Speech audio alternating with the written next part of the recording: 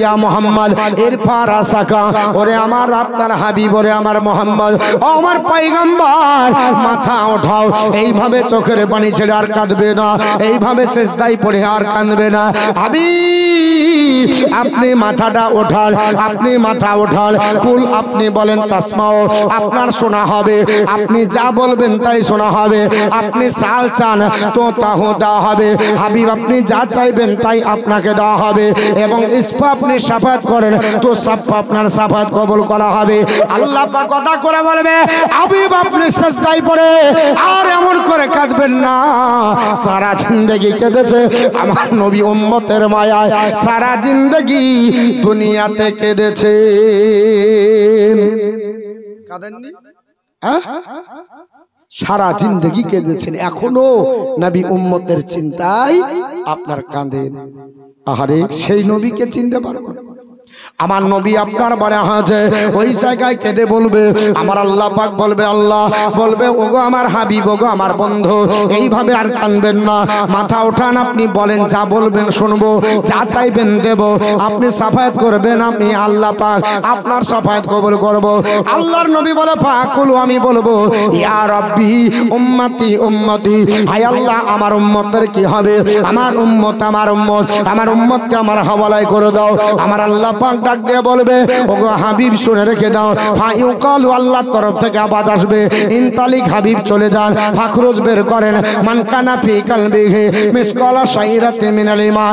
হাবিব এক আপনার জওয়ের দানা পরিমাণে আপনার উম্মত উম্মাতানের ভিতরে যদি জওয়ের দানা পরিমাণে ঈমান থাকে, তাকে ধরে নার বেচে সাফাত করে জান্নাতে নিয়ে যান। জোরে বলুন, আরেকটু জোরে।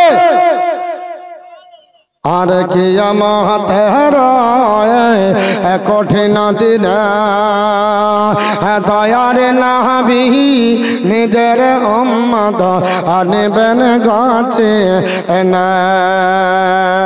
নবী কাকে চিনবে? আপনাকে আমাকে অবশ্যই চিনবে। এই যে গজলগুলো, নাতগুলো বেঁধেছে, হাদিসের সঙ্গে প্রত্যেকটা মিল আছে, এমনি হয় না বাপ। এর জন্য নাতে রসুল আমরা বলি এবং শুনি, কারণ নাত নাবি আমার পছন্দ করতেন। নাবির সাহাবী একজন ছিল, নাম হচ্ছে হযরতে হাসান বিন সাবিত, যার টাইটেল হলো সায়রুন নবী, সায়রুর রসুল, যিনি মসজিদে নববীতে দাঁড়িয়ে দাঁড়িয়ে এই কবিতা পড়তেন নবীর শানে। আর আজকে পড়লে বোঝা যায় এরা গীত গাইছে, বুঝতে পেরেছে? মানে যাকে দেখতে নারী তার চলন দেখা, যদি পছন্দ না হয় যা বলবেন তাতেই ভুল ধরবে।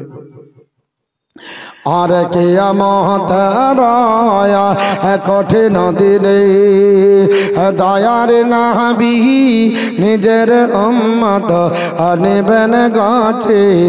না তাদের চেহারা হবে নোরামা,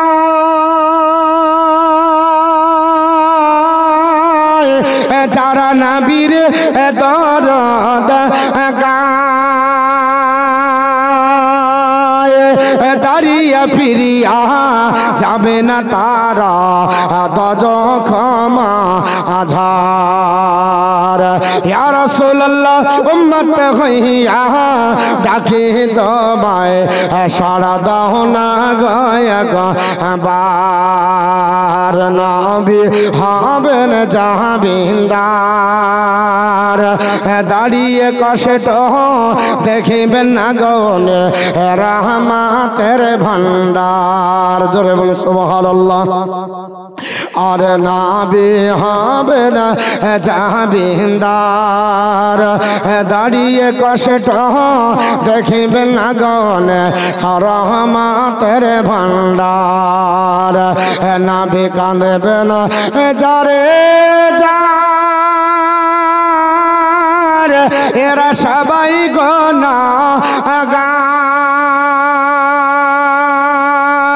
পুলসিরাতের রাস্তা হবে খোরের চাইতো ধার। ইয়া রাসূলুল্লাহ উম্মত হইয়া রাখি তোমায়, ছাড়া দাও না গয়া একবার। জাহান্নামের উপর দিয়ে সেতু। কেউ যদি এই নদী পার হন তো ফারাস বা নৌকা লাগবে না? লাগবে না? লাগবে না? আর না হলে শুকনো চর হতে হবে নাকি? জাহান্নামের উপর দিয়ে রাস্তা, পুলসিরাত। জাহান্নাম এমন একটা জায়গা, আল্লাহর কোরআন বলেছে ইন্না জাহান্নামা কানাত মিরসাদা, জাহান্নাম উৎপেতে আছে। যেমন আপনার বলা আছে শিকারী তার শিকার ধরার জন্য ফাঁদ পেতে বসে থাকে, জাহান্নাম ফাঁদ পেতে বসে আছে, একবার উৎপেতে বসে আছে, জাবের গাপকে ধরবে। আপনি কোন দিক দিয়ে পালাবেন? কোন রাস্তা নাই। এই জাহান্নাম কাদের জন্য? লিতাগিনা মা আবা, যারা আপনার অবাধ্য, আল্লাহকে মানে না, আল্লাহর অবাধ্য বান্দা বান্দি এই জাহান্নামে যাবে। এই জাহান্নামে থাকবে লাবিসিনা ফিহা আহকাবা, এই জাহান্নাম তাদের জন্য চিরস্থায়ী জায়গা, চিরদিনের জন্য থাকবে। জাহান্নামে যখন যাবে মানুষ পুড়ে ছাই হবে না, কয়লা হবে। কি হবে? পুড়ে কয়লা হবে। লকড়ি পোড়া কারখানা দেখেছেন? ভাটা মোটা মোটা লকড়িগুলো ভরে দেয়, দিয়ে লেপে দেয়, গোটা রাস্তা বন্ধ, পুড়ে থেকে যায় ওখানে। যখন আগুন নিভিয়ে যায় লকড়ি বের করে আবার ওটা চলে, কয়লা হয় ওটা গোটা গোটা, ওই লকড়ির মতো পুড়ে যাবে। আপনার বলা হচ্ছে পানি পানি পানি করে চিৎকার করবে। আল্লাহর কোরআন বলেছে যখন পানি চাইবে ওইখানে আল্লাহ রাব্বুল আলামিন লা ইয়াযুকুনা ফিহা বারদাও ওয়ালা শারাবা, তাদেরকে কোনো ঠান্ডা কিংবা কোনো পানীয় জাতীয় তাদেরকে পান করতে দেওয়া হবে না। ইল্লা হামিমা ওয়া গাশশাকা, শুধু দেওয়া হবে ফুটন্ত পানি এবং পুজ। পানি যখন চাইবে আল্লাহর ফেরেশতারা, আল্লাহর তরফ থেকে আল্লাহর হুকুম আসবে, পানি ফুটন্ত টকবক করে ফুটবে। যেমনি মুখে দিবে গোটা পেটের নাড়ি ভুড়িগুলো পায়খানা দাঁত দিয়ে আপনার গলে পড়ে যাবে। আপনার পুজ দিবে, গাশশাকা মানে পুজ, আপনার খেতে পারবেন না, এটা আপনাকে জাহান্নামে দেওয়া হবে। জাযাআম বিফাকা, যেমন কর্ম তেমন ফল। কেন? ওই সকল বান্দা বান্দিরা কাযযাবু বি আয়াতিনা কিযাবা, তারা আল্লাহর কোরআনের আয়াত সমূহকে মিথ্যা সাব্যস্ত করেছে, অস্বীকার করেছে। এগুলোকে তারা মানেনি। তাদের ধারণা ছিল হিসাব হবে না, যা খাবি খেলে জিন্দেগিতে আর কি হবে, এগুলো মৌলবীদের ব্যবসা। এরকম যারা চিন্তা ভাবনা করবে এই ফল সেই দিন ভোগ করতে হবে। তো নবী আমার সেই পুলসিরাতে হাত ধরে পার করবে। জোরে বলুন। ভয়াবহ দিনে নবী আমার কান্ডারি মাঝি, আমার নবীর আপনার বলা আছে আপনি যদি সাফায়াত না পান আপনার বেকার হয়ে যাবে। তাই কবি বলছে আরে নবী হবেন জাবিন্দার, দাঁড়িয়ে কষ্ট দেখবেন না গনে রহমতের ভান্ডার। নবী কাঁদবেন যারে যার, এরা সবাই গুনাহগার, পুলসিরাতের রাস্তা হবে খোরের চাইতো ধার। ইয়া রাসূলুল্লাহ উম্মত হইয়া ডাকি তোমায়, সাড়া দাও না গয়াকবার। ইয়া রাসূলুল্লাহ উম্মত হইয়া ডাকি তোমায়, সাড়া দাও না গয়াকবার। নবী আসলেন যেদিনে ভাবে হরে পরিহীরা দরদ পড়ে গাই কলরাবে। নবী আসলেন যেদিনে ভাবে হরে পরিহীরা দরদ পড়ে গাই কলরাবে। যার রহমত সীমানা কাঁদে আসি কেসে দায়, গুনাহগার উম্মত আজকে আমার কেমনে হবে পার। ইয়া রাসূলুল্লাহ উম্মত হইয়া ডাকি তোমায়, সাড়া দাও না গয়াকবার। ইয়া রাসূলুল্লাহ উম্মত হইয়া ডাকি তোমায়, সাড়া দাও না গয়াকবার। আল্লাহুম্মা সাল্লি আলা, জোরে জোরে মাওলানা মুহাম্মদ ওয়ালা আলে শহীদিনা মাওলানা মুহাম্মদ সাল্লাল্লাহু আলাইহি সাল্লাম। যে হাদিসটা বলছি খুব বড় হাদিস, কাটিয়া ছাটিয়া মানে মাঝে মাঝে ছেড়ে ছেড়ে বলছি। শেষ পর্যন্ত কোন কোন ব্যক্তিরা পর্যন্ত নবীর শাফায়াত পাবে। আল্লাহর নবী বলছেন আমি যাব, সেজদায় পড়ব, আল্লাহ আমাকে বলবে যে যা অন্তরের ভিতরে দিলের ভিতরে একটা জয়ের দানা পরিমাণে ঈমান থাকবে, হে নবী তাকেও শাফায়াত করে জান্নাতে নিয়ে যান।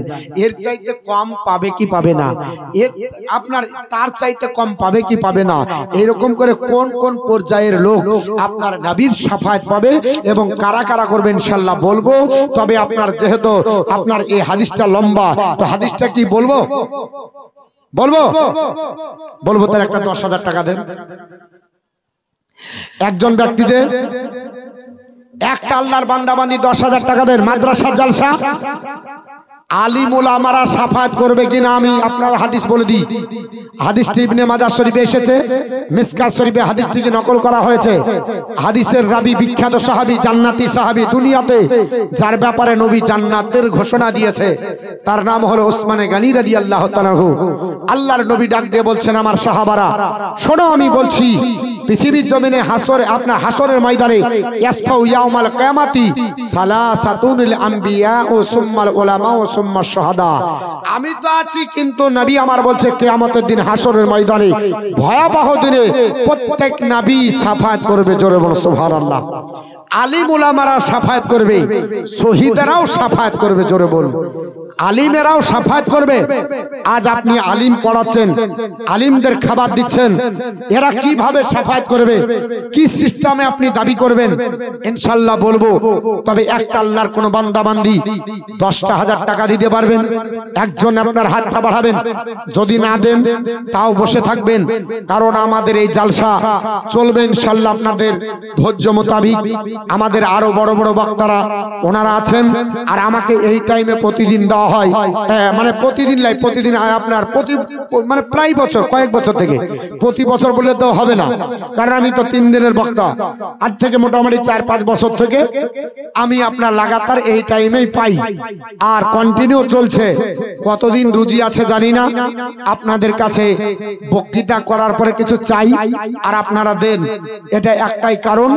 এই মাদ্রাসা আমাদের আপনার আহলে সুন্নাত আল জামাতের মাদ্রাসা, নবীর আপনার হাদিস পড়ানো হয়, কোরআন পড়ানো হয়।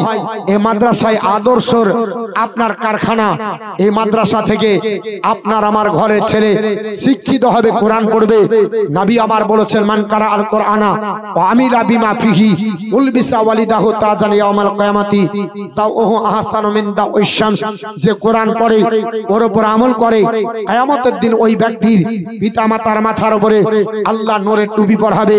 যে টুপির আপনার জ্যোতি বা আপনার তাজের জ্যোতি সূর্যের জ্যোতি অপেক্ষা বেশি হবে।